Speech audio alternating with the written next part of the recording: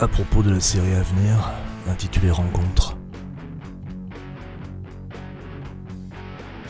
Le matériau de départ de l'écriture a été constitué de commentaires laissés sur YouTube, sous des vidéos de concerts ou d'interviews, de groupes et d'artistes de rock. Des commentaires en anglais, qu'ensuite j'ai traduits. Ces commentaires ressemblent à des micro-récits réalistes, avec chaque fois un ancrage dans l'espace et le temps. Un souci de réalisme, comme une revendication de vérité,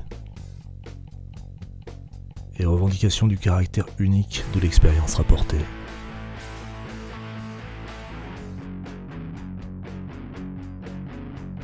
Le commentaire ici est utilisé comme un écrit mémoriel. Ce sont des souvenirs partagés, parce que considérés comme exceptionnels, et souvent reçus comme tels par les autres commentateurs.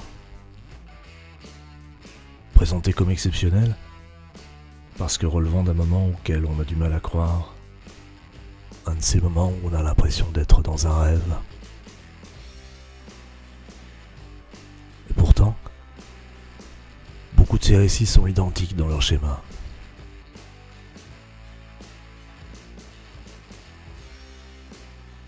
En fait, ce qui se questionne ici, c'est de savoir ce qui relève de l'individuel. Toutes ces expériences personnelles se répètent, se font écho.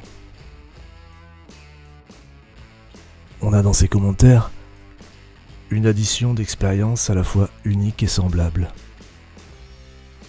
qui deviennent comme des topos, des lieux communs.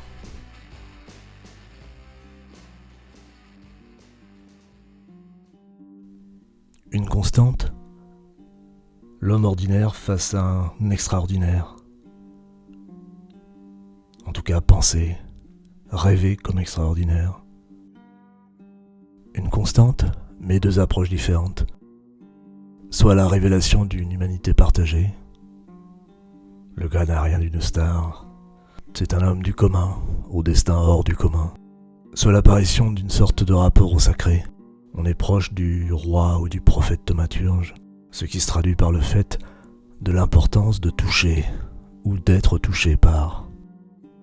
Rapport au sacré aussi, dans la surprise qu'il y a de pouvoir approcher le musicien, comme s'il existait un pouvoir de celui qui monte sur scène, comme s'il appartenait à une sorte d'au-delà inatteignable. Ces rencontres sont chaque fois envisagées comme exceptionnelles quant à leur place ou l'impact qu'elles peuvent avoir dans la vie du commentateur. Comme si la rencontre pouvait sauver une vie de sa médiocrité. En creux de ces scènes de rencontre se trouve l'arrière-plan de vies ordinaires et les fantasmes qui sont ainsi révélés.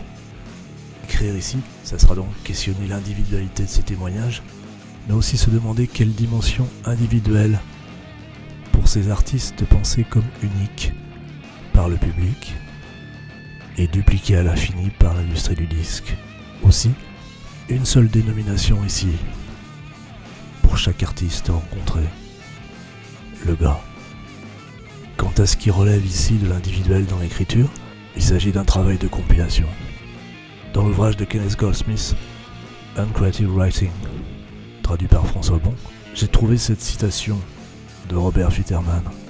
J'ai accès aujourd'hui à un nombre illimité d'expressions et d'énonciations personnelles qui viennent du cœur et des tripes. Pourquoi m'en tenir à mes tripes quand je peux entendre des milliers de tripes?